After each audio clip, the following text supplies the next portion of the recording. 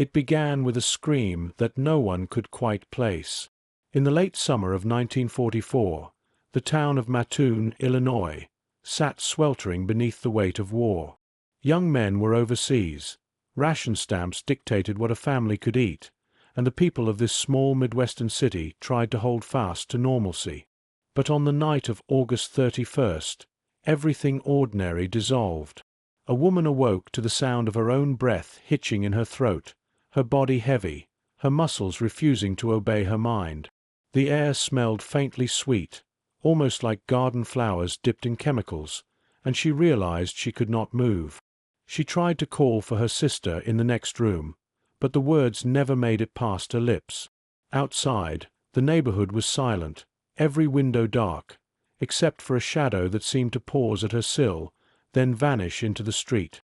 By the time her body began to respond again, she was shaking uncontrollably, her skin clammy, her lungs fighting for air. The doctors said it was nerves. The police said she must have imagined it. But she knew what she felt. Someone had pumped gas into her room. Within days, others in Mattoon would whisper of the same thing. Sweet, sickly fumes that entered through half-open windows, sudden paralysis, nausea, and terror that arrived only after dark. People began to claim they saw a prowler moving between houses, crouching in shadows, carrying some strange device. Soon, headlines would scream about a faceless attacker, the phantom Gasser of Mattoon, a spectre who turned the very act of sleeping into a gamble between life and suffocation. And yet, even as victims multiplied, officials insisted there was nothing to fear. The horror, they said, existed only in the townspeople's minds. By morning, the woman's story had already traveled across the block. Neighbors leaned across back fences, muttering about strange fumes and chemical smells that had crept into their homes the same night. One man swore he had seen a tall figure slipping between yards, pausing as though to watch, then vanishing behind a hedgerow. Another insisted that his dog had begun barking furiously at the window just before a sickly sweet odor filled the room. Within hours, Mattoon police were knocking on doors, but their skepticism showed in every clipped question. Had anyone actually seen the intruder? Wasn't it more likely the oppressive heat, wartime nerves, or even leaking household appliances? The families insisted otherwise. They spoke of mouths gone dry, muscles stiffening, lungs burning with invisible poison. Some described dizziness so intense they collapsed to the floor, watching helplessly as shadowy figures seemed to flit outside their windows. The police recorded the statements, but the reports were thin, littered with dismissive notes. Possible hysteria, one officer scribbled. Imagination brought on by war jitters, another wrote. Yet, behind the calm denial, fear began to root itself in Mattoon. These were not isolated accounts. Night after night, more households added their voices to the growing whisper. Children complained of stomach cramps, mothers described seeing husbands temporarily paralyzed in their chairs, and old men cursed the invisible hand that seemed to be reaching into their lungs. For the townsfolk, the evidence was simple. Someone was deliberately attacking them with gas. They remembered stories from the Great War, tales of mustard clouds rolling across trenches, of soldiers who coughed until their throats bled. Now, they imagined that horror transplanted into their quiet Midwestern streets. The idea spread faster than the police could stamp it out. By the second week of September, Mattoon was no longer an ordinary American town. It was a place where the night air itself had become suspect, where every gust of wind might carry death. The local paper, the Mattoon Journal-Gazette, broke the story on September 2, 1944, with a headline that both electrified and terrified the town: "Anesthetic Prowler on the Loose." It was the first time the figure had been given a name, and once it appeared in print, the phantom gasser leapt from whispered rumor into undeniable reality. The article detailed the testimony of several residents, including a young mother who said she awoke to find her children coughing violently, their faces pale, as a haze seemed to drift near the floorboards. A neighbor described how he had tried to pursue a shadowy figure he saw crouched by a window, but the intruder fled into the night, moving with uncanny speed. The descriptions varied, sometimes tall, sometimes hunched, sometimes moving on foot, sometimes imagined with a strange contraption slung across his chest. But the constant detail was the smell, sweet, chemical, cloying, and unmistakably unnatural. Panic began to swell. Residents nailed their windows shut, lined doors with wet rags, and kept pots of boiling water on stoves in the belief that steam could purify poisoned air. Families slept in shifts, one person awake at all times to watch the windows. Children were kept indoors after sunset, their mothers warning them of the gas man who might be waiting in the dark. And as the days passed, the number of reported attacks only grew. Entire streets claimed to have smelled the sweet, choking odor.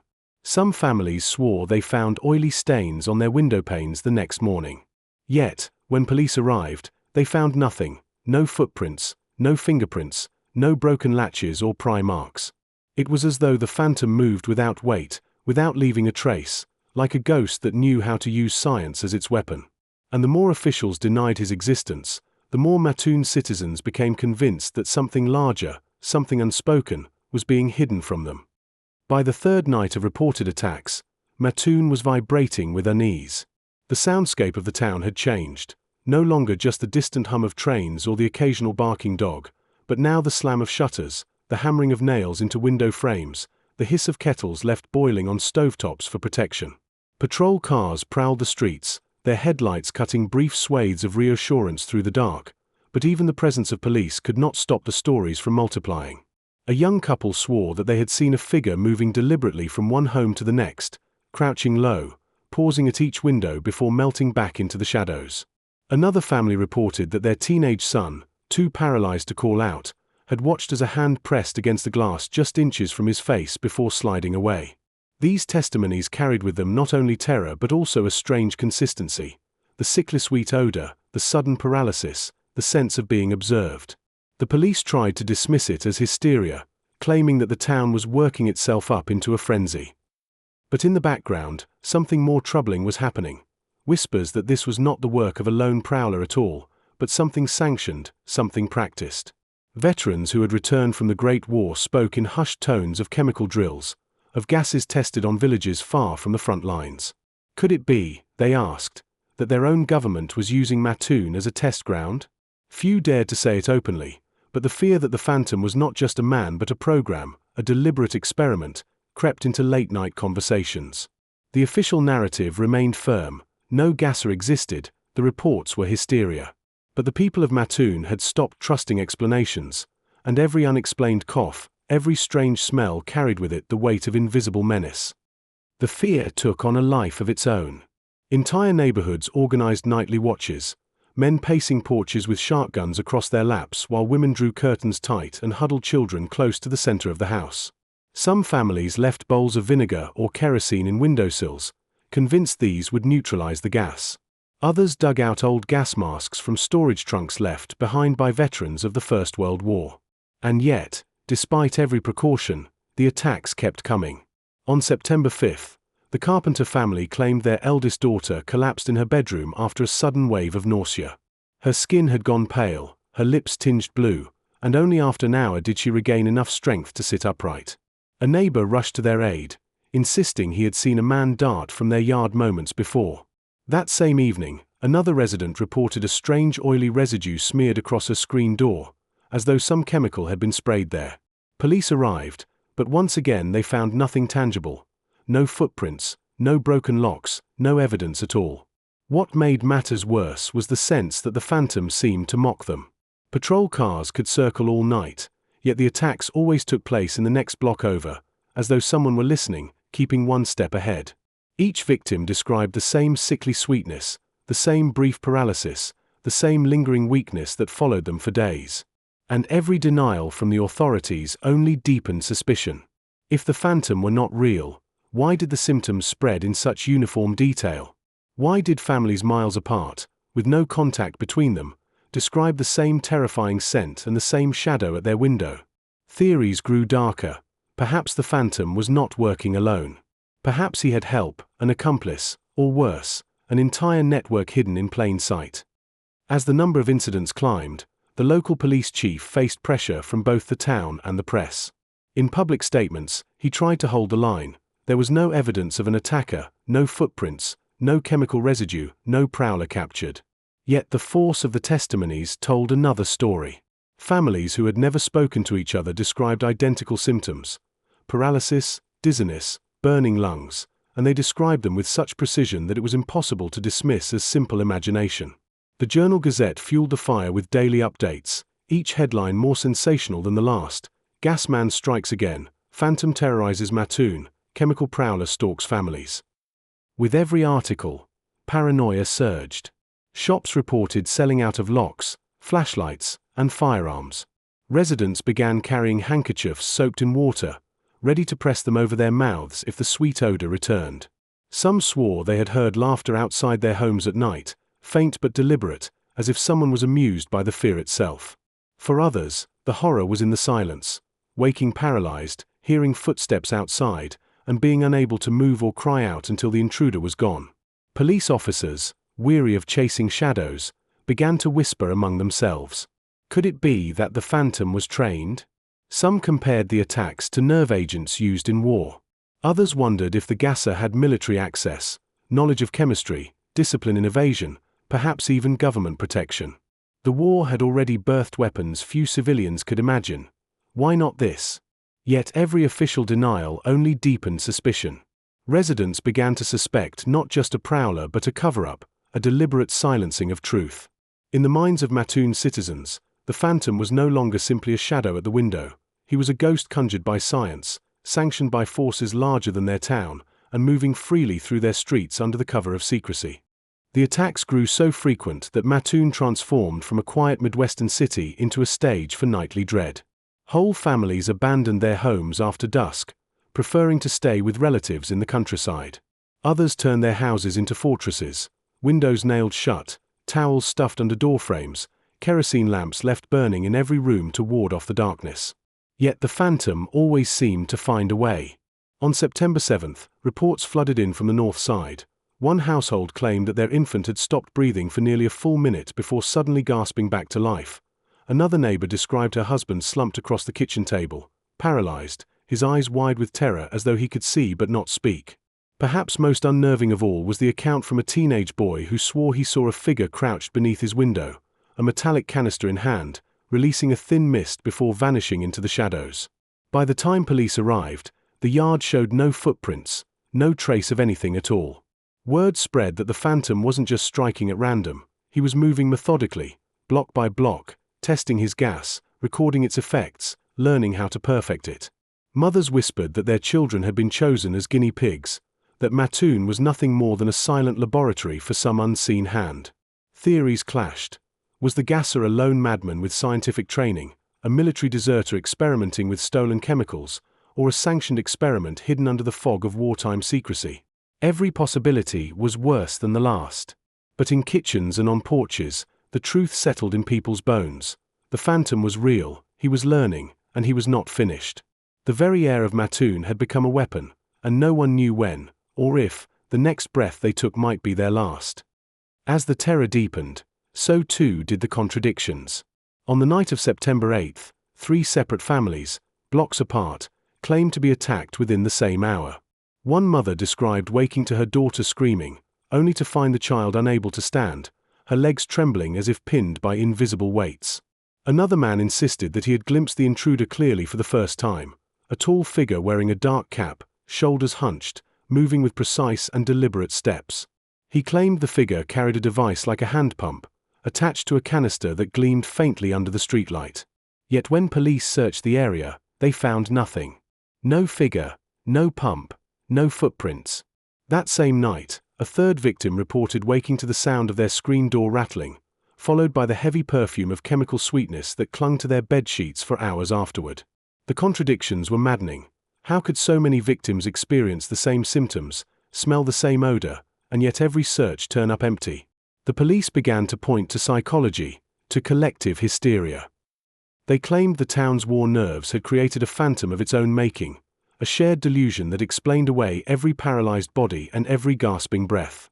But the victims knew better.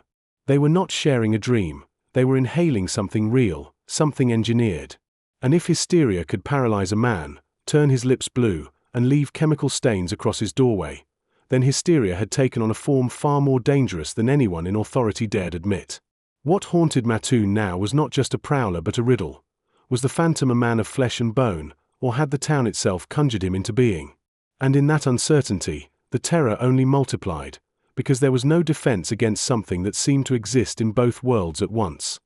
The contradiction between what people lived through and what the authorities claimed turned Mattoon into a town divided. On one side were the officials, police, doctors, city leaders, insisting there was no phantom, that chemical tests had revealed nothing, that the attacks were illusions spun from wartime anxiety.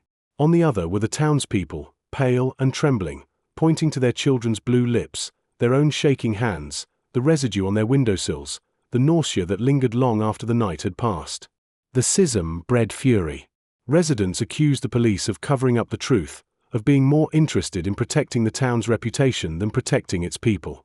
Tension boiled over when a group of men formed their own vigilante patrols, armed with shotguns and lanterns, determined to catch the phantom themselves. They prowled the alleys, the cornfields at the edge of town, even the graveyard, swearing they would drag the culprit into daylight. Yet every night, while these men circled, the attacks continued in neighborhoods they had just left, as though someone was watching their movements and mocking their efforts. The phantom had become more than a criminal. He was an omnipresent force, a shadow that thrived on the impossibility of capture. Some wondered aloud if the police themselves were complicit, if uniforms and badges were being used as cover for experiments the public was never meant to witness. Others whispered darker still, that the phantom was no man at all, but something born of the war's hidden laboratories, a chemical ghost sent to test the boundaries of human fear. In every denial, in every official dismissal, the people of Mattoon heard not reassurance but conspiracy, and each night they lay awake in rooms sealed with rags and vinegar bowls, waiting for the hiss of unseen gas and the paralyzing grip that might never let them go. The whispers turned into rituals of survival. Families developed routines as if rehearsing for nightly war, windows nailed shut, vinegar-soaked cloths pressed against sills, children instructed to cover their faces with wet towels at the first hint of sweetness in the air. Men walked the perimeters of their yards carrying lanterns, their shadows long and twisted against fences, their eyes flicking constantly to the hedgerows where the phantom was said to crouch. Some claimed they saw footprints in the soft earth, wide and deep, as if left by boots larger than any ordinary man's. Others swore they heard the soft clink of metal against metal, as though some apparatus was being primed just beyond their sight. In kitchens, women spoke in hushed voices about the strange stains that appeared overnight on their doorframes, oily smears that seemed to glow faintly under lamplight, stains the police claimed were nothing but dust or grease. But the mothers knew better. They scrubbed until their fingers bled, afraid the residue itself might sicken their children.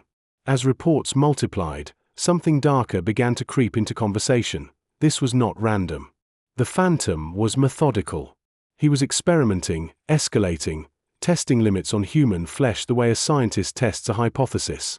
The idea sickened them. Mattoon was no longer a town but a laboratory, its families reduced to rats in cages, each night another trial in a silent experiment.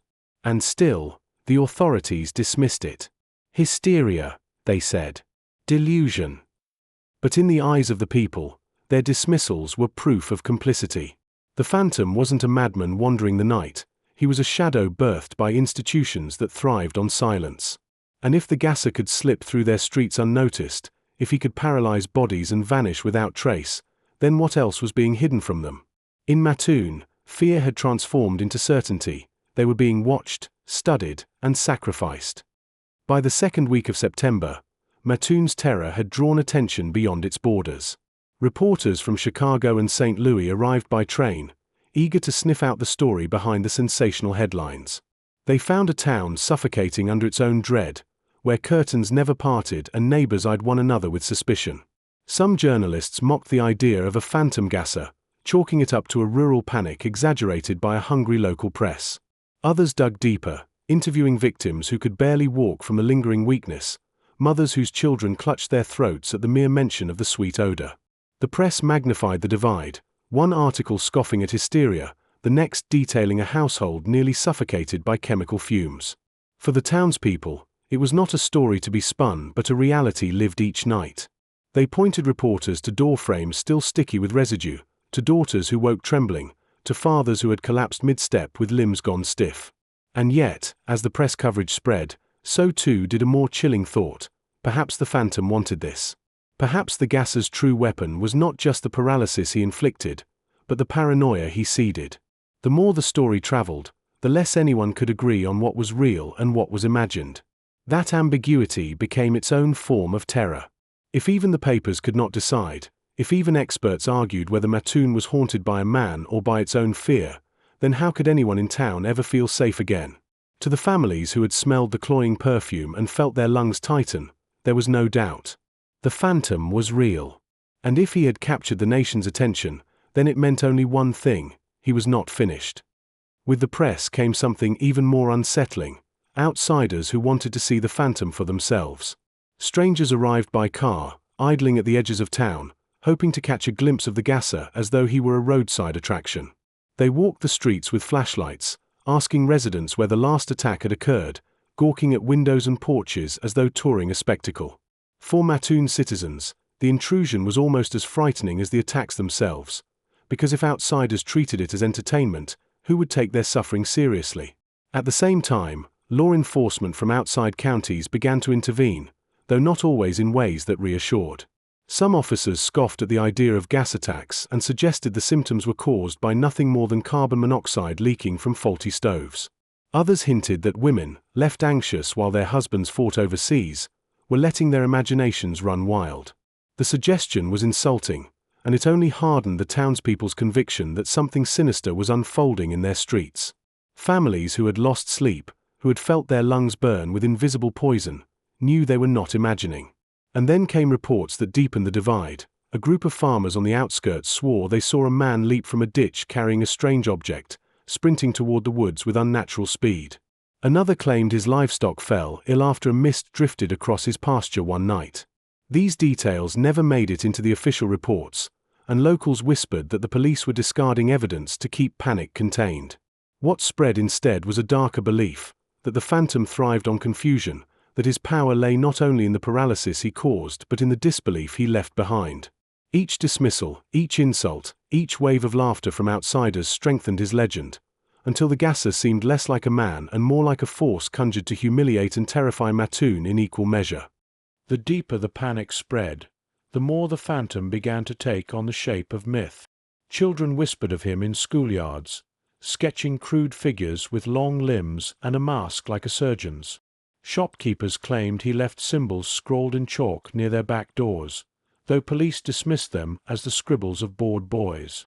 Housewives swore they saw shapes lurking in the hedges when they drew their curtains at night. Even the animals seemed unsettled, dogs barking furiously at nothing, horses shying away from certain roads, chickens refusing to roost in their usual coops. The line between fact and rumor blurred, and that blurring became its own terror. If no one could say with certainty what was real, then everything became possible. Reports surfaced of men collapsing in fields after a whiff of strange perfume, women fainting in their kitchens with no warning. Some victims were found sprawled on porches, stiff as boards, only to recover hours later with no memory except the cloying sweetness that had stolen their breath. A darker theory began to grow. What if the phantom was not alone? What if he had accomplices spread across Mattoon, striking in different places at the same time? It explained why attacks seemed to occur in multiple neighborhoods within minutes of each other, why sightings conflicted, why no single description could pin him down. Perhaps it was not a man at all, but an organization, a ring of figures moving through the shadows with purpose and precision. The thought chilled the town. It meant this was not the madness of one individual, but the blueprint of something larger, something that chose Mattoon not by chance, but because its people had been marked, selected, and left to choke on a secret they would never understand. By mid-September, fear in Mattoon had curdled into obsession. Entire families no longer slept, keeping vigil through the long hours of the night, listening for the faintest hiss at their windows. Husbands who worked long shifts at the factory came home and immediately sat on porches with rifles, daring the phantom to show himself. Mothers pressed their children to their chests, their ears straining for the sweet chemical perfume that had become the scent of terror. Yet, despite the patrols, the attacks continued with unnerving regularity. One household reported that 3 members collapsed almost simultaneously, their limbs useless, their mouths foaming as if some unseen toxin had swept through the room. Another family claimed their son staggered out into the street, dazed, his eyes wide and unblinking, muttering that he had seen a man in a mask standing just outside his window. The police chief gave interviews insisting there was no gasser, no prowler, nothing but a shared delusion. But his words carried little weight in a town where nightly screams and fainting spells had become routine. Worse still, some officers whispered privately that they themselves had smelled it, that faint sweetness lingering in their throats after responding to calls. Yet their reports vanished, absorbed into silence. The contradiction only deepened suspicion. If even lawmen were not safe, then how could anyone be? And with every denial, every missing report, the phantom grew less like a man and more like a curse woven into the fabric of Mattoon itself. For the people who lived there, the question was no longer whether the gasser existed. The question was how long he intended to toy with them, and how many more nights they could endure before one of his victims did not wake again. That week, the attacks reached their most disturbing rhythm. Night after night, almost like clockwork, another house would be struck. Some claimed to see a figure darting between hedges. Others swore the odor seeped in even through locked windows. And then came the cruelest twist. Not every victim fell ill. Some households swore that only one member of the family was targeted, while the others slept peacefully beside them, untouched. A mother collapsed in her chair while her infant in the crib just feet away slept soundly. A father woke paralyzed in bed while his wife at his side breathed easily, never stirring. This selectiveness chilled the town more than anything before. It suggested precision, control, and a gasser who knew exactly what he was doing. It was no longer random. It was chosen. It was calculated. And it left every family wondering who might be next, and why. Imagine lying in bed with your loved ones, not knowing if the invisible hand would pick you tonight, or pass you by. That terror united the town, but it also reached beyond Mattoon, into the imagination of anyone who heard the story. And it's here I'll pause briefly to ask you, watching this now, where are you watching from, and what's the weather like outside your window tonight? Because in Mattoon, in 1944, even the weather itself seemed poisoned, and the night air carried more than just wind. The question of selectivity gnawed at everyone. Why would a gas strong enough to paralyze one person leave another in the same room unharmed? Doctors scrambled for answers, offering flimsy theories about individual sensitivity, allergies, or hysteria, but the townsfolk didn't buy it. They had seen their children crumple beside siblings who slept soundly, fathers seized in spasms while wives lay untouched at their sides. It seemed as though the phantom could choose his victims, targeting them with a precision that felt almost surgical. And this led to another suspicion, that he wasn't simply testing gas, but studying people. Neighbors whispered that perhaps he was experimenting with dosage, controlling the flow to see how much was needed to silence one life while sparing another. Some even wondered if he was marking certain families, selecting individuals for reasons they could not guess. That possibility spread dread like wildfire, because it meant no precaution, no nailed windows, no vinegar-soaked rags, would matter. If the phantom could decide who lived and who suffocated, then Mattoon was at his mercy. One chilling report came from a young girl who swore she saw a figure at her window holding a small nozzle, directing a faint mist not across the room but straight toward her mother's face as she slept. The girl said she froze in fear, unable to cry out, certain that if she made a sound, the figure would turn the device on her next.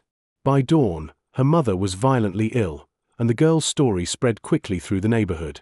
If true, it meant the gasser wasn't just drifting chemicals into homes at random, he was watching, targeting, choosing with intent.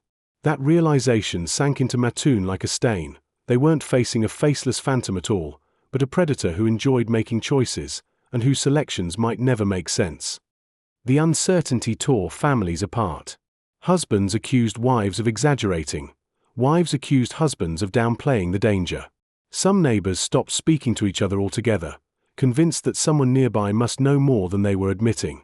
Rumors spread that the phantom wasn't an outsider at all, but one of their own, a chemist from the local factory, a veteran returned with knowledge of gas warfare, or even a policeman using his badge to move unnoticed through the night. Theories multiplied faster than the attacks themselves, and each was darker than the last. One story claimed that jars of strange liquid had been found buried near the riverbank, their lids sealed tight as though someone was storing chemicals underground. Another told of a farmer who found his livestock dead in the field after a low fog drifted in overnight, their bodies stiff and mouths foaming just like the victims in town. These tales were difficult to verify, but they spread like kindling, feeding a fire no authority could extinguish. For Mattoon's people, it was no longer about whether the phantom was real, it was about how deep his reach went. Was he a lone prowler, stalking door to door with his canister? Or was Mattoon the stage for something larger, something sanctioned, a human experiment disguised as hysteria? What chilled them most was the timing. The war had brought endless stories of secret weapons, of tests carried out in hidden corners, of governments willing to sacrifice the few for the supposed safety of the many. And so the townspeople began to believe that their suffering wasn't random at all. It was orchestrated. Each sweet scent in the air wasn't just an attack, but a signal that they were pawns in a game whose rules they would never understand. On September 10th, the story took a turn that shifted everything. Until then, the phantom had been a shadow at windows, a figure glimpsed in the dark, an unseen hand pumping invisible gas into homes. But that night, the victim wasn't a family tucked in bed, nor a child in a crib. It was a police officer. Officer John Barton had been patrolling the south side when he radioed in, his voice slurred and panicked, that he smelled the perfume. Minutes later, another patrol car found him slumped against a lamppost, his revolver drawn but limp in his grasp, his eyes wide and glassy. Barton was rushed to the hospital, where doctors described his condition as a paralysis that left him conscious but unable to speak. For hours, he lay trapped in his own body, only his terrified gaze moving across the room. When word of this spread, it was like a bomb detonating in Mattoon. If a police officer could be struck down, then no one, no uniform, no authority, was safe. The official line of mass hysteria crumbled under its own weight, because hysteria could not paralyze a man on duty, radio in his own fear, and collapse within minutes. Yet strangely, the report of Barton's attack never appeared in the official police log. By morning, city officials insisted that he had merely fallen ill, his collapse unrelated to the phantom. But the men who found him swore they smelled the same cloying sweetness in the air around his body. This was the twist the townspeople had dreaded. The phantom was no longer only haunting homes, but actively taunting the authorities. And if he could strike an officer on patrol and vanish into the dark before backup arrived, then it meant one thing: he wasn't just evading capture. He was hunting those who denied him, and he was winning. The attack on Officer Barton changed the atmosphere of Mattoon overnight. No longer did the townspeople argue whether the phantom existed. His reality was etched into their streets by the collapse of one of their own protectors. Whispers carried across porches and factory floors. If he could strike a policeman on patrol, then he had knowledge of their movements, maybe even access to their radio frequencies. Theories spiraled in directions darker than before. Some insisted that the phantom had infiltrated the police themselves, feeding on their skepticism to move undetected. Others claimed Barton had been targeted precisely because of his uniform, that the gasser was sending a message to those who dismissed him. It was not just an attack, but a demonstration, proof that the phantom was in control. And yet, in the official version of events, Barton's collapse was brushed aside. The chief of police stood before reporters, denying that the officer had been attacked at all, calling it a coincidence of illness. But the people who had seen Barton slumped against the lamppost, his revolver useless in his hand, knew otherwise. The silence of the authorities became its own revelation. They were covering something. By the following evening, entire streets were empty, families abandoning their homes for relatives in nearby towns. The remaining citizens sealed themselves in tighter than ever, turning homes into makeshift bunkers.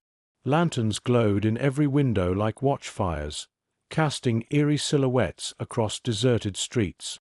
Yet the fear wasn't just of the phantom anymore. It was of betrayal. If the police could deny one of their own, what else were they hiding? Barton's silence, both literal and official, became the darkest echo in Mattoon. It told the people what they had begun to suspect all along. The phantom was not simply a man with gas. He was something larger, something shielded, something they were never meant to name. In the days after Barton's collapse, Mattoon's fear crystallized into fury. The townspeople demanded answers, petitions circulated, meetings crowded with voices shouting that they would not be treated as hysterics while their children collapsed in their arms. But the authorities responded with only one weapon: denial.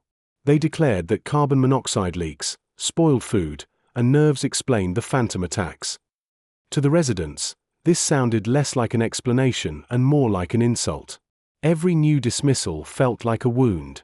Families who had lost sleep, who had spent night after night bracing against the sickly sweet perfume that filled their homes, now saw themselves ridiculed in their own newspapers.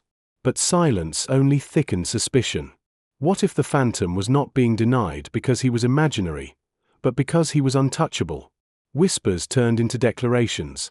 The gasser was not alone, and he was not outside the system. He was protected. Some swore they saw government vehicles near the outskirts of town, black cars idling at fields after midnight. Others claimed strangers in suits had knocked on their doors, urging them to stay quiet, offering money or threats if they spoke to reporters. The more the officials insisted on hysteria, the more the town believed they were concealing a truth too dangerous to admit. And in this atmosphere, the phantom became more than a prowler, he became a mirror for the war itself. Somewhere in Europe and the Pacific, soldiers were breathing poison, choking on clouds of chemicals released in secrecy. And here, in the middle of Illinois, their families suffered the same. The people of Mattoon began to feel less like victims of a prowler and more like casualties in an invisible war, drafted without their consent, left to cough and tremble in the dark while their protectors told them nothing was happening at all. The more Mattoon demanded answers, the more fragmented the truth became. Reporters, frustrated by official stonewalling, began interviewing victims directly. Their stories painted a chilling pattern, symptoms that struck with military precision, odors that matched descriptions of nerve agents, and attacks that occurred in waves as though coordinated by an unseen hand. One journalist described the town as a laboratory disguised as a neighborhood, a line that spread like wildfire across Illinois. That metaphor stuck, and soon, the people of Mattoon began to view themselves not as unlucky victims but as test subjects. They remembered how soldiers overseas spoke of being marched through clouds of gas to measure effects. What if Mattoon was serving the same purpose? The possibility was horrifying, but it explained too much: the denials, the missing reports, the silence around Officer Barton's collapse. And then came another blow. A farmer 2 miles outside town swore he discovered a small metal cylinder in his field, half buried in the dirt. It was scorched, its nozzle twisted as though from heat, and a faint chemical scent still clung to it. He handed it to police, but within days it had disappeared, no mention of it ever made in official accounts. To the residents, this was confirmation. They were not imagining the phantom. He was armed with technology, leaving artifacts that vanished only when the authorities touched them. What unsettled them most was the possibility that the phantom wasn't failing at all, he was succeeding. Each night was not an accident, not a crime spree, but data collected, symptoms observed, and conclusions drawn. The phantom was not testing gas, he was testing people. And if that was true, then Mattoon was not haunted by hysteria. It was haunted by design. By now, Mattoon had become a ghost town in all but name. Streets that once rang with children's laughter now echoed only with the sound of locked shutters and hurried footsteps. Factories noticed drops in attendance as workers refused to leave their families unprotected. Church services dwindled to half-empty pews, congregants too frightened to sit in enclosed spaces. At night, the air itself became an enemy. Even the gentlest breeze raised suspicion, every shifting curtain treated as a possible sign of intrusion. Those who dared walk after dark often reported being followed by shadows, figures that slipped out of sight as soon as eyes turned toward them. One woman swore she heard breathing behind her as she rushed home, though her street was deserted. Fear began to erode the line between the phantom's actual attacks and the paranoia he left in his wake. But what made this stage of the nightmare even darker was the silence of those meant to protect them. Officials doubled down on the hysteria explanation, ridiculing victims as liars or weak-minded. Families who had suffered attacks were whispered about by their neighbors, some accusing them of inventing stories for attention. The gasser's greatest triumph was not just his ability to paralyze bodies, but his ability to fracture trust itself. Suddenly, no one knew who to believe, or who to turn to. In that vacuum, conspiracy bloomed like mold. Was Mattoon chosen because it was expendable, its working-class families deemed suitable for experiments no wealthier city would tolerate? Had they been marked because their voices would never carry weight beyond their own county line? These questions hollowed out the community from within, leaving behind a town where the night was filled not only with the threat of poison, but with the certainty that they had been abandoned to choke alone. The belief that Mattoon had been abandoned by its own protectors began to take a physical toll. Families who had lived side by side for decades now barely spoke, afraid that each retelling of their story would invite ridicule or worse, retribution. The idea of the phantom had split the town into two camps: those who swore they had experienced his paralyzing perfume firsthand, and those who denied him entirely, insisting that their neighbors were weak or hysterical. That division cut deeper than any single night's attack. Friendships dissolved, church congregations fractured, and business owners whispered about customers who had gone strange. The Gasser had managed to do what even wartime rationing and loss could not. He had turned the people of Mattoon against themselves. And yet, beneath this surface division, a quiet consensus grew among the victims. There was no safety left within the town. Some packed their belongings and fled to relatives across the state, leaving their homes shuttered like mausoleums. Others barricaded themselves so tightly inside their houses that visitors said they looked more like bunkers than homes. But the most disturbing stories came from those who claimed the phantom had followed them beyond Mattoon. One family, having fled to a farmhouse miles away, insisted that within 2 nights the sweet odor returned, drifting through their windows as though it had pursued them across the countryside. Another claimed they saw a figure at the edge of a cornfield, watching, waiting, before disappearing into the stalks. If these tales were true, it meant something darker than anyone had dared imagine. The phantom wasn't tied to the geography of Mattoon. He was tied to the people themselves, selecting them, tracking them, and ensuring that nowhere, not even escape, offered relief from his invisible hand. The idea that the phantom could travel beyond Mattoon spread dread even to those who had dismissed him as fantasy.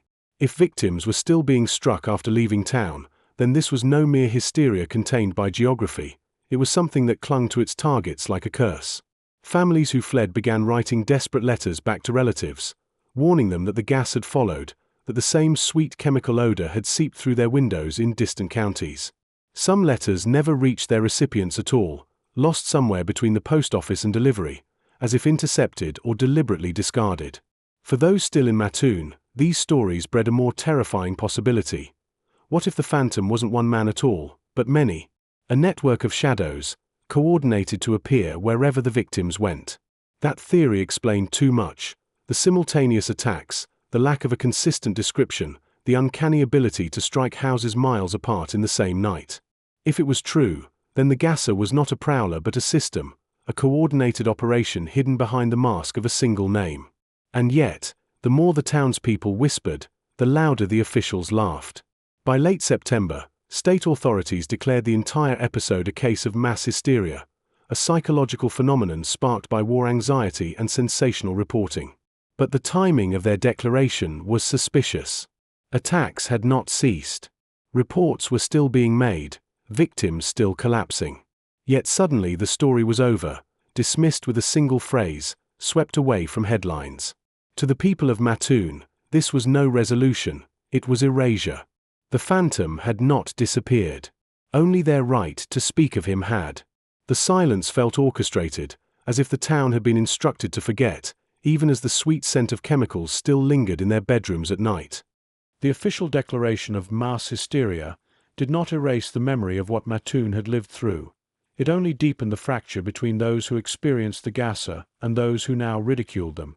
Families who had spent nights choking on sweetness, who had watched their loved ones collapse, were suddenly branded as weak, as hysterics, as liars.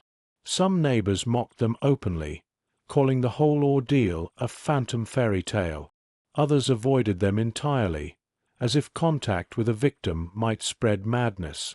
The cruelty of dismissal became its own form of haunting.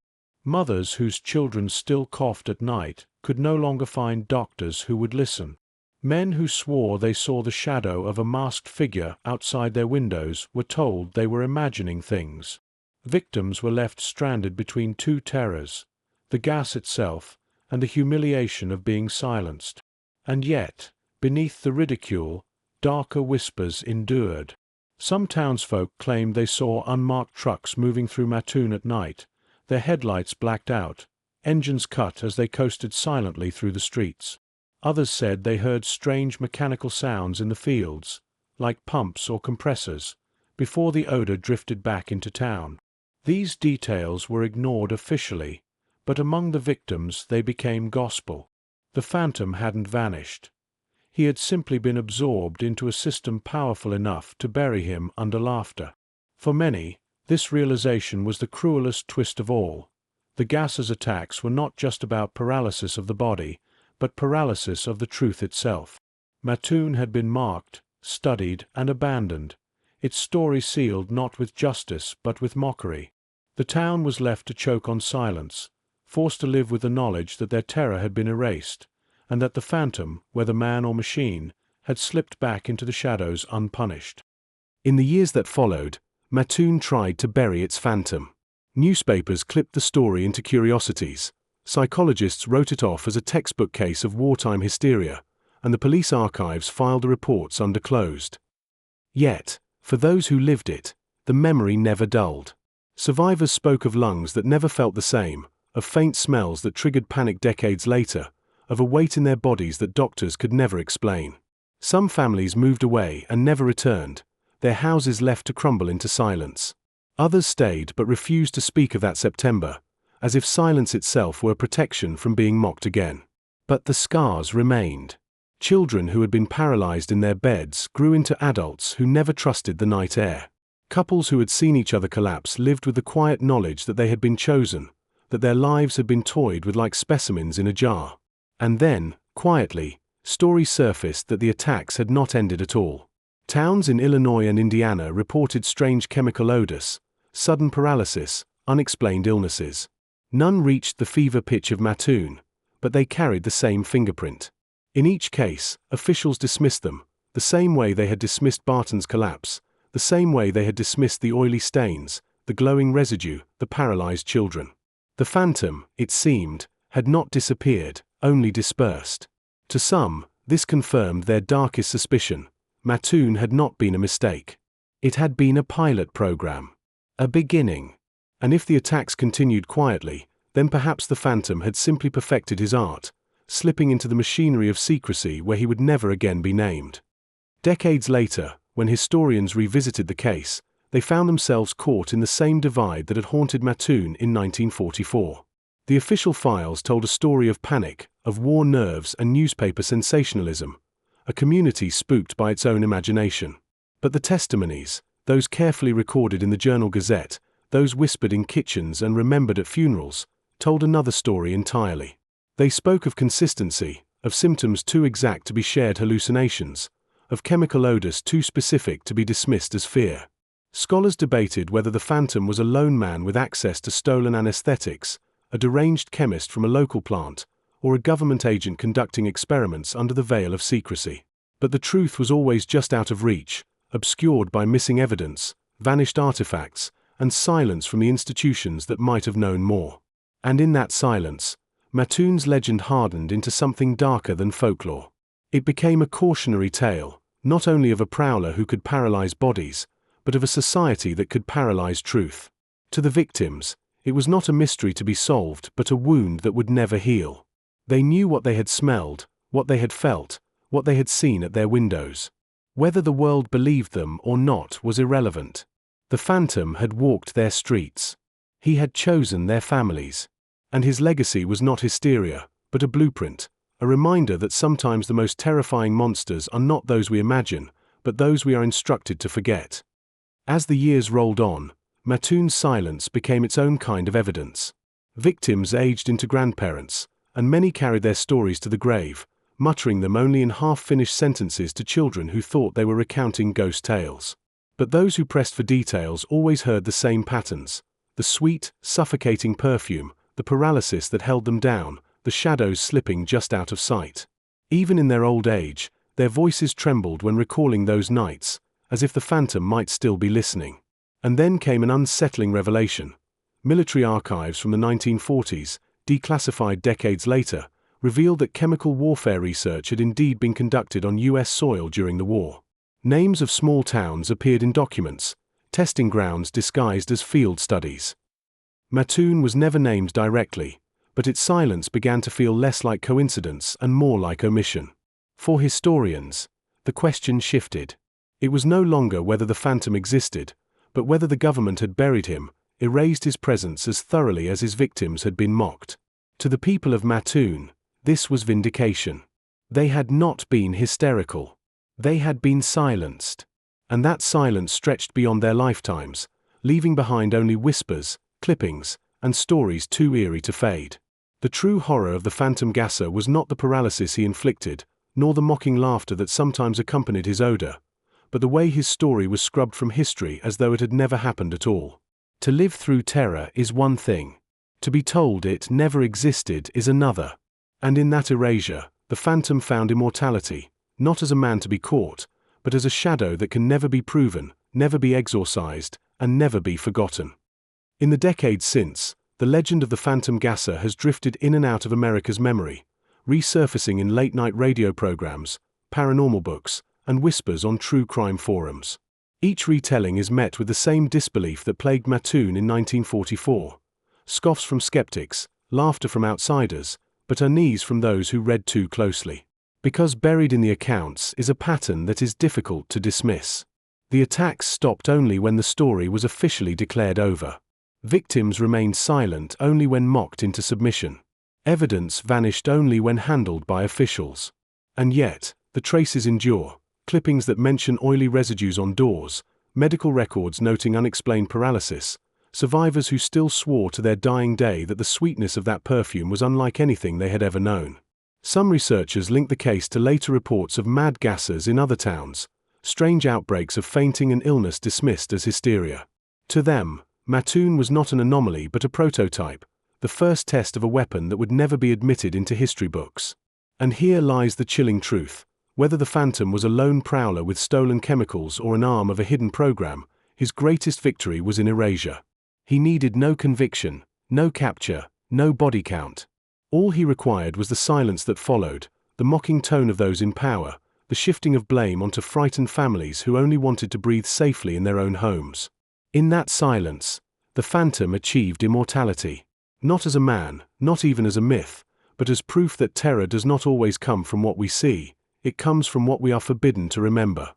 Tonight, if you walk through Mattoon, you'll find a quiet Midwestern town, its streets lined with ordinary houses, its history reduced to a few fading headlines. There are no monuments, no plaques, no acknowledgement of what its people endured in September of 1944. Yet, if you stand outside on a still night, you might notice how quickly the curtains close when strangers linger too long, how certain families still leave bowls of vinegar near their windows, as if old habits refuse to die. The phantom may have vanished from official record, but he lingers in the marrow of the town, in the tremble of voices that refuse to tell their full stories, in the faint perfume that some claim to smell when the wind turns heavy. The true terror of Mattoon is not that its people were attacked by a prowler, but that they were erased, mocked, silenced, and forgotten by the very institutions meant to protect them. In that erasure lies the most chilling truth. The phantom Gasser did not need to be caught. He only needed to be denied. Because denial is its own form of poison, seeping into memory until history itself begins to paralyze. And so the legend survives, not in court records or police files, but in whispers and restless dreams, in the stories of children who grew old remembering that cloying sweetness and the feeling of lungs that would not obey. The phantom Gasser of Mattoon remains a shadow without a face, a predator without a body, a crime without a name. And perhaps that is why his story still terrifies. Because it reminds us that sometimes the darkest horrors leave no trace at all, only silence, and the certainty that someone, somewhere, is still watching, still testing, still waiting for the next town to forget how to breathe.